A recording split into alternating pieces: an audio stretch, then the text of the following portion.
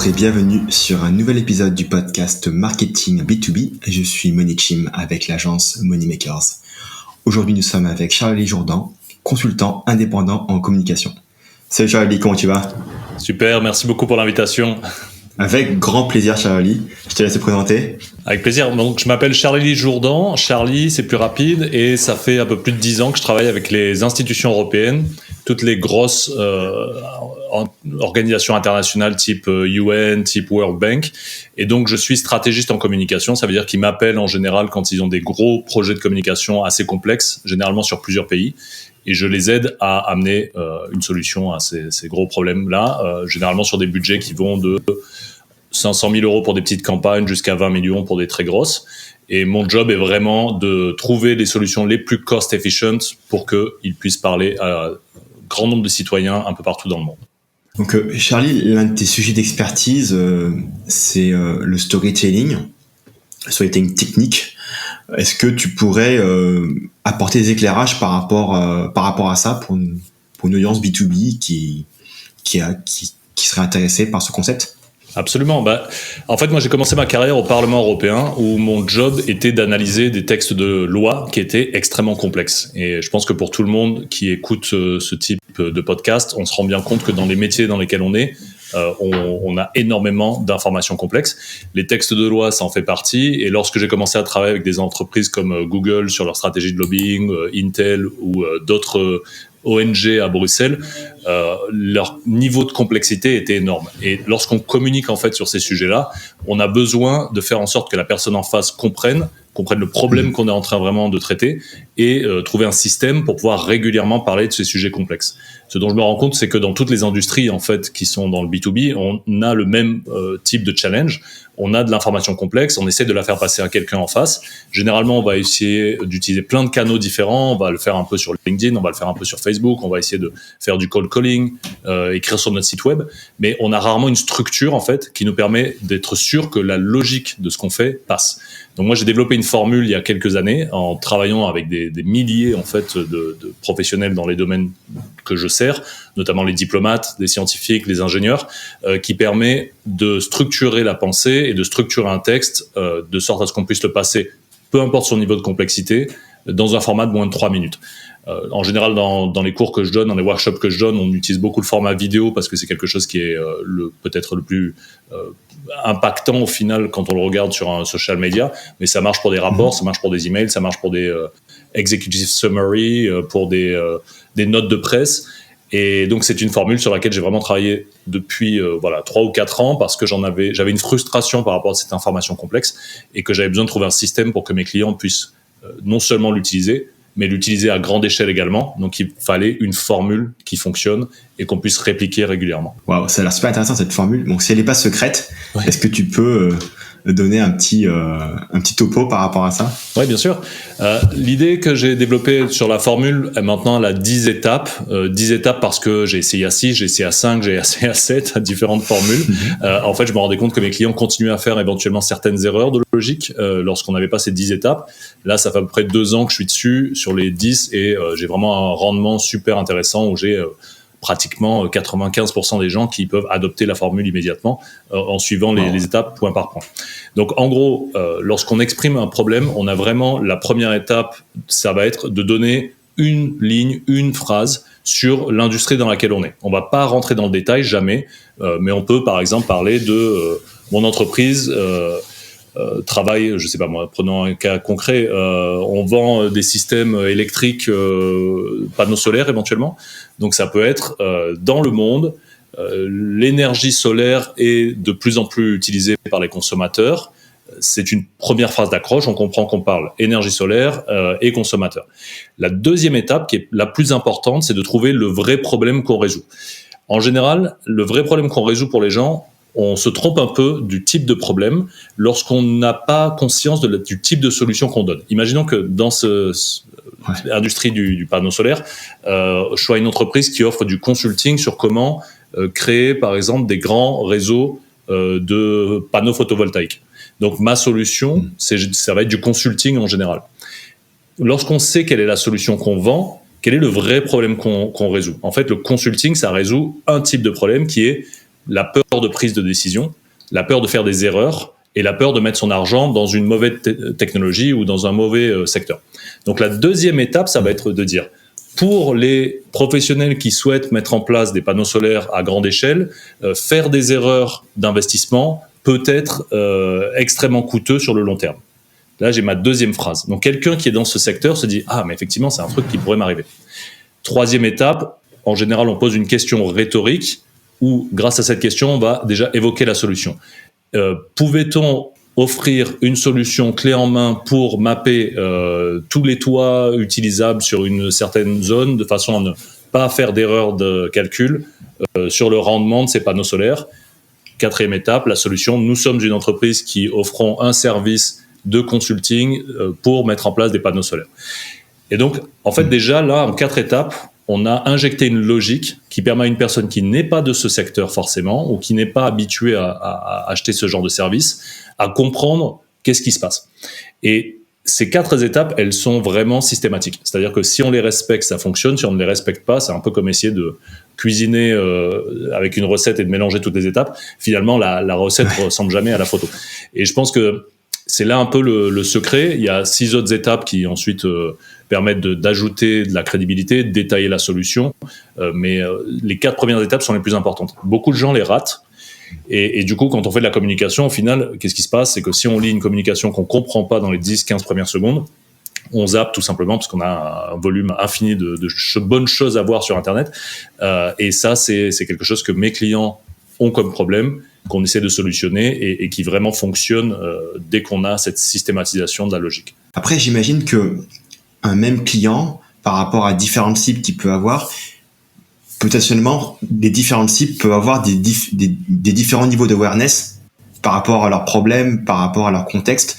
Donc, est-ce que ta formule, du coup, tu la déclines justement s'il y a des segments qui ont différents niveaux? Moi, j'ai travaillé, ça fait à peu près un peu plus de 10 ans que je travaille comme stratège de com, et je me suis rendu compte assez rapidement que les gens avaient souvent une attitude par rapport aux audiences de segmenter énormément leurs audiences, d'en faire plein de petits bouts en se disant chaque audience est vraiment différente, donc il faut que je lui parle différemment. Mais vraiment, la stratégie en communication, c'est justement d'essayer de revenir à des points communs, des dénominateurs communs entre les audiences, de sorte à pas avoir justement à créer différents types de messages tout le temps selon l'audience.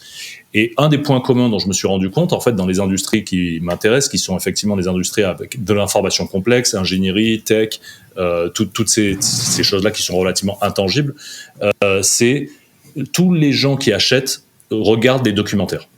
Et donc, en fait, si les gens regardent des documentaires, il faut adopter une logique similaire à la façon dont ils comprennent des sujets via des documentaires. Et c'est cette formule, en gros, qui va suivre la même injection de connaissances.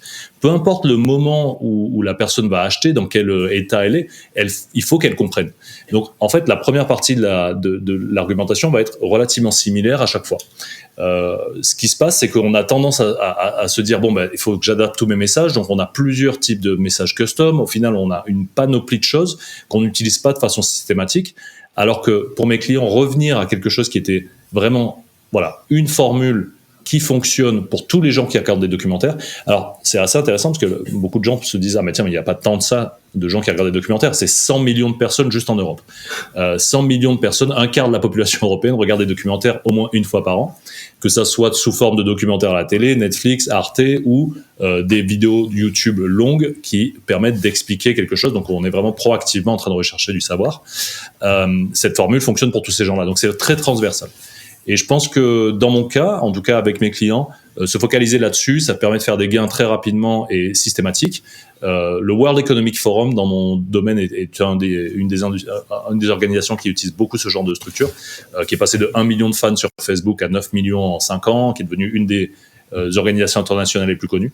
Mais cette systématisation prend le pas sur n'importe quelle segmentation d'audience dans ce cas-là, je dirais. Charlie, est-ce que tu aurais un conseil, un retour d'expérience à apporter à tes collègues dans le domaine du B2B? J'en ai peut-être plusieurs. Je dirais que le premier, c'est il y a, en tout cas dans mon industrie, lorsque moi je vends à mes clients, et c'est ce que je vois aussi lorsque mes clients qui sont en fait des gouvernements mais qui vendent aussi à des business, parce que quand on fait passer une loi, par exemple, il faut que d'abord des gros business accepte cette loi-là et l'applique, du type l'Union européenne va légiférer sur un domaine. Je suis désolé, je suis tout le temps en train de parler en anglais, alors du coup, faut que j'adopte le français.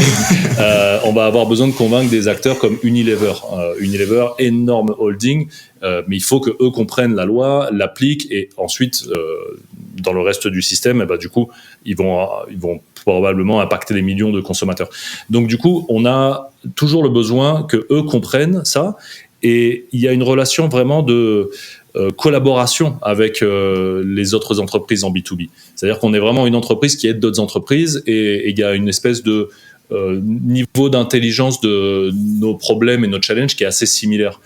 Je pense qu'un problème que je vois souvent, c'est d'essayer de façon un peu condescendante ou patronizing d'expliquer à quelqu'un d'autre comment il doit faire son métier ou à quel point notre solution est meilleure, alors qu'en fait, si on parle à des pairs, on est vraiment sur le même niveau de compréhension. On peut être beaucoup plus transparent et moins... j'utilise beaucoup le mot bullshit bingo, mais à mettre des mots qui sonnent compliqués, mais qui le sont pas vraiment, en fait. Et je trouve que beaucoup de gens se trompent un peu dans ce sens-là, de pas se rappeler que même s'ils parlent à une entreprise, ils parlent quand même à une collection d'êtres humains qui ont à peu près le même niveau qu'eux, et que cette relation de confiance, je t'accepte comme être humain, je te parle comme un être humain, comme un professionnel, et je te prends pas pour un idiot, renforce énormément les liens de business ensuite. Moi, dans ma pratique de tous les jours, je pense que la plupart de mes clients diraient, quand on est en train de travailler avec Charlie, il n'est pas du tout en train de nous pousser des choses dessus ou de nous obliger à prendre ses services ou n'importe quoi, mais justement, il y a cette relation de confiance qui fait que j'ai un word of mouth qui est assez incroyable dans mes services, et j'ai très rarement besoin d'aller chercher des clients. En fait, j'ai la chance qu'ils viennent beaucoup vers moi grâce à des références.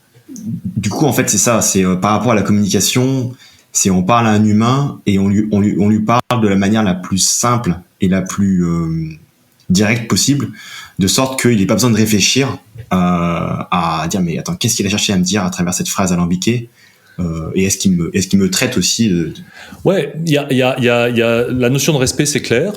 Mais il y a aussi la notion de pas trop simplifier ce qu'on dit. C'est-à-dire que je pense qu'il y a le problème inverse, c'est d'essayer de trop simplifier le message et que ça paraisse bizarre, en fait. C'est-à-dire qu'au bout d'un moment, on se demande pourquoi est-ce qu'on nous simplifie autant, pourquoi est-ce qu'on essaie de nous expliquer un peu comme à des enfants. Je suis tout à fait contre l'idée d'expliquer à des enfants, en fait, ce qu'on fait, parce que justement, en général, c'est une image mentale qui nous fait adopter des mots qui sont pour des enfants. Mais on peut adopter ça un peu plus comme j'essaye d'expliquer à ma femme ou à mon mari ce que je suis en train de faire.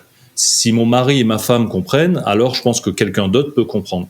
Mais j'emploie pas des mots stupides ou un peu dumb down pour ma femme ou pour mon mari. Je les respecte quand même au même titre que quelqu'un d'autre. Donc là, il y a un niveau qui n'est pas de la simplification des termes, mais de la simplification de la logique. Et ça, c'est vraiment le travail qui est le plus important. Simplifier la logique de ce qu'on est en train d'expliquer. Éviter d'avoir 10 pas logiques pour comprendre quelque chose, mais d'en avoir que 3 ou 4. C'est un peu pour ça que j'ai créé cette formule. Mais je pense qu'il y a beaucoup de choses que je vois en B2B qui sont un peu de cette nature-là, c'est-à-dire que deviennent un peu condescendants lorsqu'on les lit ou lorsqu'on les voit ou lorsqu'on les écoute. Et pour moi, c'est très rébarbatif. Et si j'ai un budget de l'autre côté en tant que client de 50 000, 100 000, 200 000 euros à investir, j'ai pas l'intention de l'investir avec quelqu'un qui me parle pas de façon sérieuse, quoi. Par rapport au marketing B2B, est-ce que tu vois des grandes tendances que tu as envie de partager avec nous? LinkedIn marche beaucoup pour moi, ça c'est sûr. Je pense que c'est pas un secret. Beaucoup de gens sont sur LinkedIn maintenant ou donnent l'idée d'aller sur LinkedIn. Je pense que LinkedIn c'est une super plateforme parce que justement ça met en face des pairs. Et si on sait comprendre que les gens en face sont des professionnels au même titre que nous, ça fluidifie ce mode de communication que je viens de décrire. C'est-à-dire qu'on parle avec des professionnels en face de nous. Ce qui est pas mal dans mon cas, c'est que moi je suis tout seul, j'ai une vingtaine de freelance, mais je suis vraiment tout seul à piloter ce que je fais. Ça me permet d'écrire très rapidement LinkedIn, ça me permet d'aller très rapidement je viens de faire un projet, ou je suis en plein milieu d'un projet, je viens d'apprendre ça, tiens, je le mets en un post LinkedIn en l'espace d'1 heure. En plus, il y a un petit côté addictif, c'est-à-dire qu'on a envie aussi d'avoir de la reconnaissance de ses pairs. Et puis souvent, ça va être en commentaire, waouh, je savais pas que ça se passait comme ça, ou est-ce que tu peux en dire plus sur ce cas de figure. Donc moi, j'ai la chance d'avoir, voilà, ça fait 1 an et demi que j'ai switché sur LinkedIn. J'ai à peu près une quarantaine de likes par post, une dizaine de commentaires. Mais faut savoir que je suis tout seul et que je vends des services à titre personnel, on va dire, en tant que consultant, plus ma petite communauté de freelance, mais c'est une vente quasiment directe, quoi, en fait. Donc, je vois que LinkedIn, c'est vraiment un truc sur lequel on peut investir du temps sans y passer trop de temps. Je dirais aux alentours de 2 heures par semaine, c'est déjà une bonne chose. Ça permet de publier quasiment 2 fois par semaine. Et il y a un côté feedback très rapide de savoir ce qui fonctionne dans notre communauté de professionnels. Est-ce que ça les intéresse? Ce qui veut dire que je peux aussi avoir un peu de l'étude de marché très rapide de ce que je peux aussi ajouter à mon service, ou comme une upgrade, ou comme un upsell, ou comme une option spécifique. Donc je pense que ça, c'est à la fois, enfin c'est vraiment dans les deux sens que ça marche très bien. Le truc qui marche très très bien pour moi et sur lequel je suis en train d'évoluer le plus, c'est faire des case studies de mes projets. Donc la formule en fait que j'ai créée, elle aide à faire des case studies, elle aide aussi à pitcher des produits. À l'époque, j'utilisais beaucoup pour pitcher des nouveaux produits, parce que c'était notamment j'ai pas mal de startups à pitcher des nouveaux produits ou à pitcher à des investisseurs. Donc c'est un peu de là aussi qu'on a combiné cette formule. Mais quand on fait des case studies de choses qu'on vient de faire, même si des fois ça nous paraît un peu idiot ce qu'on vient de faire, c'est-à-dire je sais pas, j'ai solutionné un mini truc pour un client, je lui ai fait une présentation un peu meilleure, ou je l'ai expliqué, ou je lui ai fait on a fait une micro-session de brainstorming pendant qu'on était dans un processus de vente. En fait, en parler de ce truc-là, les mettre dans une petite logique de 2 à 3 minutes pour que quelqu'un d'autre comprenne ce qu'on a solutionné comme problème, ça devient super puissant sur le long terme.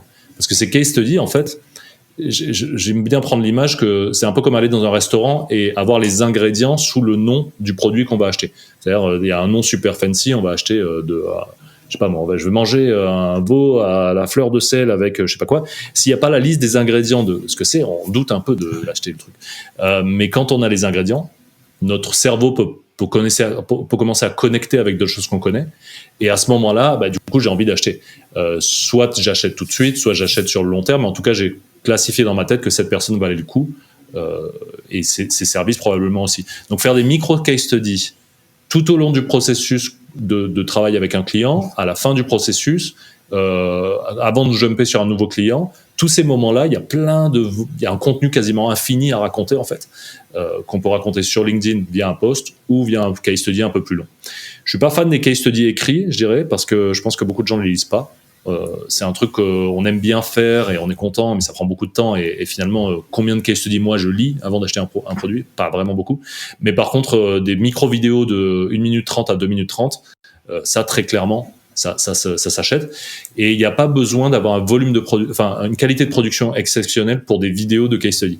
Beaucoup de gens vont penser tout de suite à aller vers un prestataire de service pour faire une vidéo qui peut lui coûter 5 à 10 000 euros en fait. En vérité, avec juste PowerPoint, moi j'enseigne à des gens qui n'ont aucune capacité technique à faire des vidéos à partir de PowerPoint entièrement. Et vraiment, j'ai des gens même, pas pour être... pas pour dire des mauvaises choses, mais des gens qui ont parfois plus de 60 ans, qui ne sont pas bons avec PowerPoint, qui apprennent à faire une vidéo en l'espace de 4 heures. Et à ce moment-là, si ça devient systématique, ça marche très bien. Mais la qualité de production est rarement nécessaire, une haute qualité de production. J'ai piloté beaucoup de productions de vidéos avec parfois une quarantaine de gens sur le plateau, et on n'a pas besoin de ça pour faire un bon case study, quoi. Tu me demandais, la question c'était un peu des techniques de marketing aussi que j'ai vues qui étaient intéressantes, c'est ça? Ouais, c'est ça. C'est plus pour les prestataires de services en B2B, mais c'est une amie qui me disait, elle est architecte software, donc en fait elle vient vraiment dans l'étape où un client a besoin de planifier toute une architecture, elle est consultante, une grosse architecture qui va mobiliser plusieurs types de software différents, elle fait tout ce plan-là. Et un truc qu'elle me disait que je trouve génial, c'est que ce qu'elle fait, c'est qu'elle s'abonne à tout un tas de job boards, donc tous les trucs de boulot qu'on publie, et elle regarde toutes les entreprises qui cherchent des architectes de software ou de ce type-là, comme employés. Et ce qu'elle fait, c'est qu'elle contacte tous ces gens-là en disant, voilà, moi je suis architecte software freelance, mais j'ai aussi une formule qui est quasiment automatisée de ce type-là. Et elle leur dit, vu que vous cherchez un employé qui va probablement vous coûter tant, et que vous décrivez vos besoins de ce type-là, je vous suggère d'éventuellement penser à ce type de solution que je mets en place ou à ce produit que j'ai déjà créé. Et ce qui est assez marrant, c'est qu'elle elle me disait, c'était un truc de dingue, elle avait un taux de conversion aux alentours de 20%, donc elle envoie 5 lettre de ce type-là et elle a un client nouveau. Et pour elle, en fait, c'est assez marrant parce qu'elle n'a pas besoin de faire un travail spécifique de recherche. Elle n'est pas sur du cold emailing parce qu'en fait, la personne elle est déjà à la recherche d'une solution. Et je trouvais ça génial. Et je l'ai dit il y a pas longtemps à un ami qui lui est directeur créatif et qui fait des grosses idées de campagne de pub créative. Il a testé 2 fois ça marchait. Donc il a un taux de conversion lui de 100% en tout cas pour passer la première étape qui est la plus dure pour nous de pouvoir pitcher les concepts créatifs juste après quoi. Donc voilà, ces petits trucs, c'est peut-être anecdotique, mais pour moi, ça me paraissait énorme comme taux de conversion. C'est essayer d'avoir le pulse du marché, de voir quand est-ce qu'il y a un besoin qui arrive.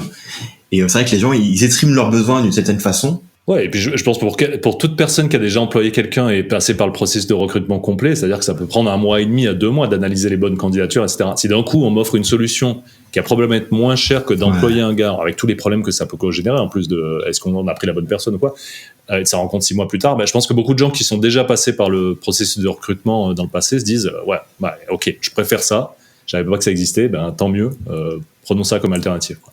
Est-ce qu'il y a quelque chose dans le domaine du marketing B2B que beaucoup de gens font et que selon toi, ils devraient arrêter? J'en fais jamais moi-même, mais c'est un peu le cold emailing, cold messaging, cold calling. Je pense que souvent ce qui se passe, c'est qu'on a des gens, beaucoup de boîtes, alors moi ça vient beaucoup dans mon domaine de boîtes qui sont extérieures à l'Europe, qui vont m'envoyer un message en me disant refais ton site web, ou voici ce qu'on fait sur LinkedIn ou en consulting, ou voilà ce qu'on fait pour vous attirer, peu importe le service qu'ils vendent en fait. Et très généralement c'est générique en fait, c'est même du copier-coller avec des petits morceaux qu'ils ont rajoutés au fur et à mesure.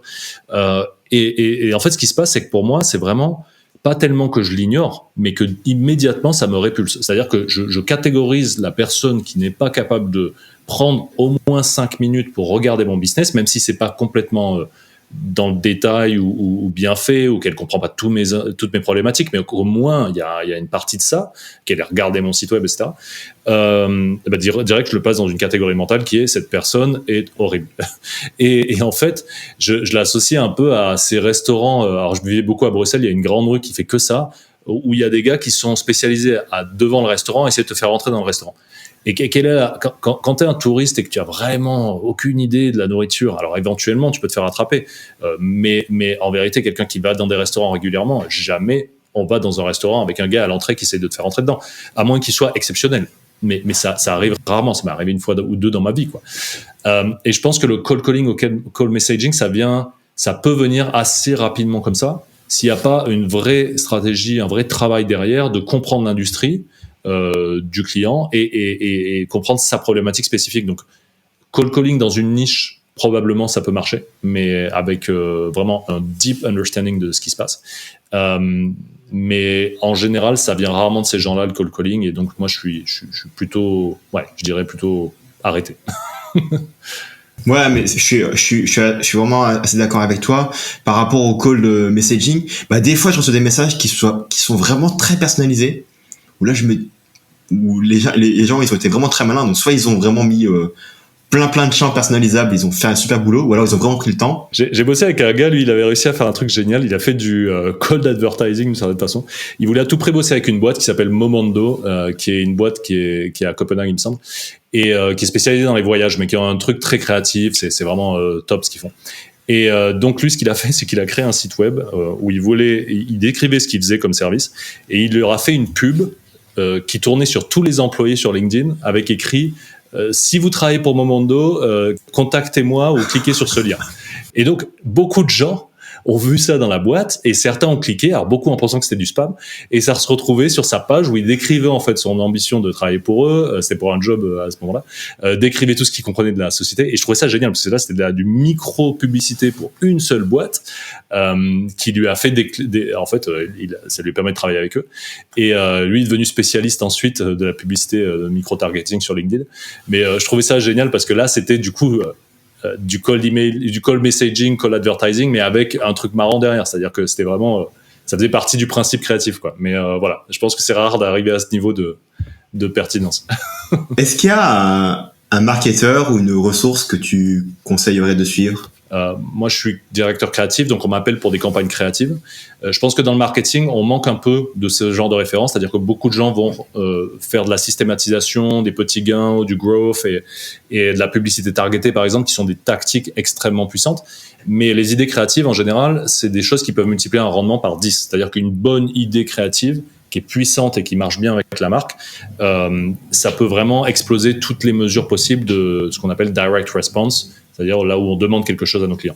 Donc l'idée créative, il y a une ressource que je trouve qui est super chouette à lire, et en plus c'est marrant, ça peut même se lire avant d'aller dormir parce que c'est un bon bouquin. C'est Adam Ferrier. Alors je sais pas je pense pas qu'il soit traduit en français, mais pour ceux qui parlent anglais, c'est vraiment un chouette truc.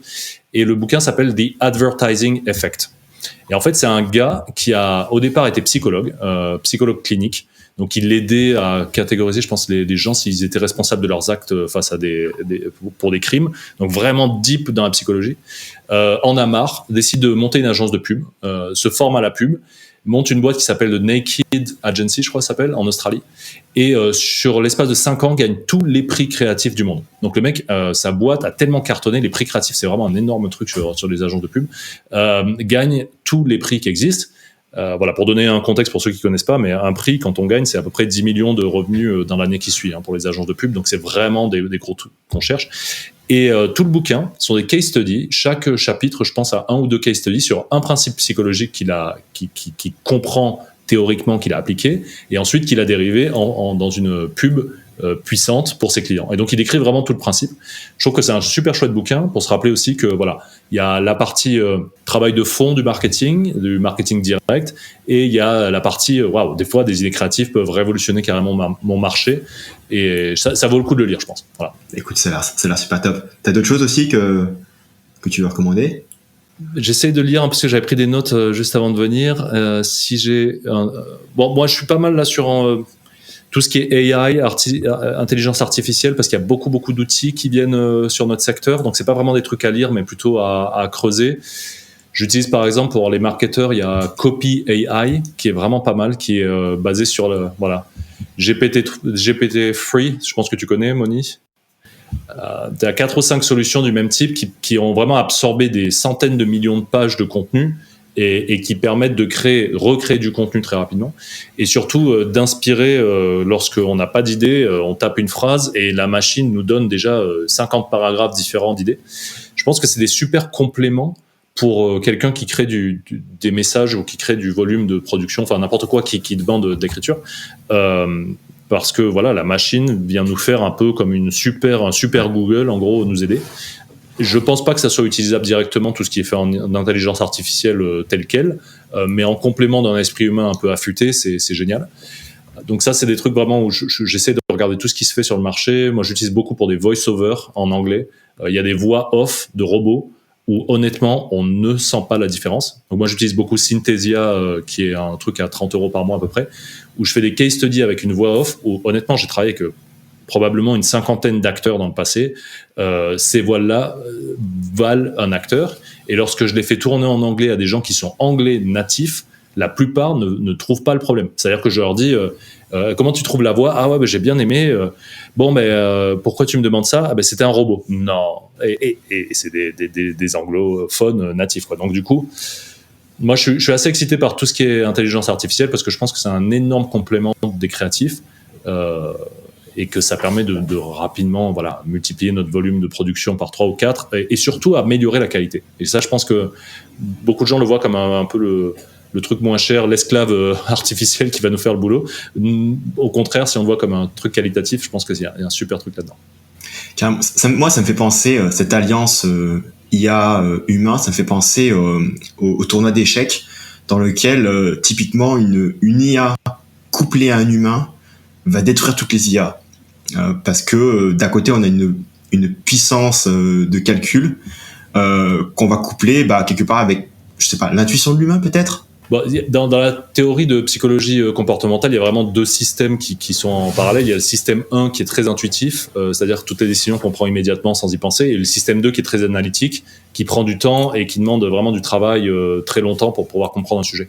Et ce qu'ils vraiment disent, c'est qu'il y a des intuitions expertes, c'est-à-dire plus on travaille en analytique, en système 2, et plus nos intuitions deviennent expertes et très très rapides. Et je pense que l'AI, c'est un peu ça pour les experts d'un sujet. Ce qu'elle fait, c'est qu'elle va donner plein de pistes rapides, et l'intuition de l'être humain va faire l'intuition experte, quand on est bon dans un sujet, va faire waouh, ça c'est vraiment une surprise, ça c'est vraiment un truc que je veux exploiter.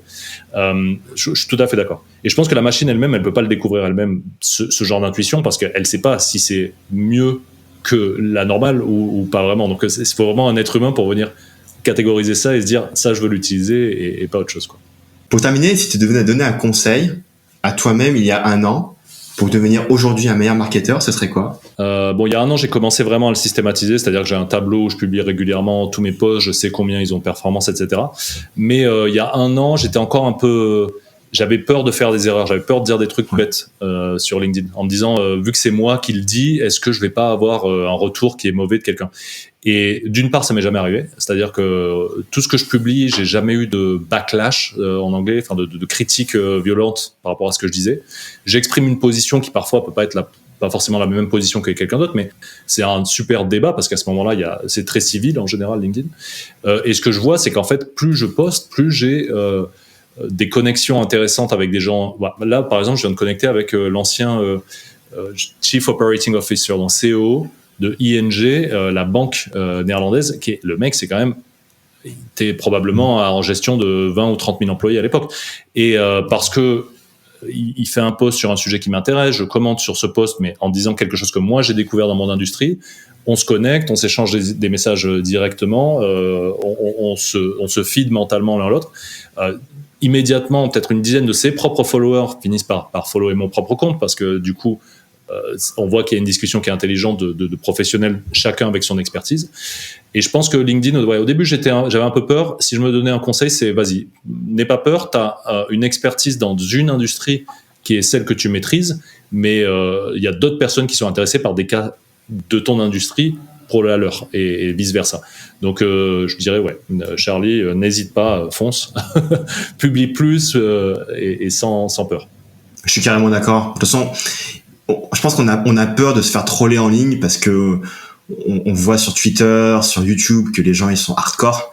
Mais le truc c'est que ces trolls là, ils opèrent parce qu'il y a cette anonymité là. Puis et puis le LinkedIn, c'est un peu la plateforme de la pensée complexe maintenant. C'est-à-dire qu'on peut avoir un débat, on peut avoir une argumentation en 2 ou 3 points. Twitter permet pas vraiment ça, à part faire plein de tweets différents. Et Facebook, finalement, en B2C, ça marche très bien, mais en B2B, c'est quand même compliqué. Je pense que toi, tu as beaucoup d'exemples de B2B qui fonctionnent très bien sur Facebook, mais dans mon cadre à moi, c'est plus difficile dans mon industrie. Alors que LinkedIn me permet d'expliquer ma pensée. Et finalement, je peux faire un post long de 1000 caractères ou plus, et j'ai jamais personne qui m'a dit, mais ce que t'écris, c'est trop long, quoi.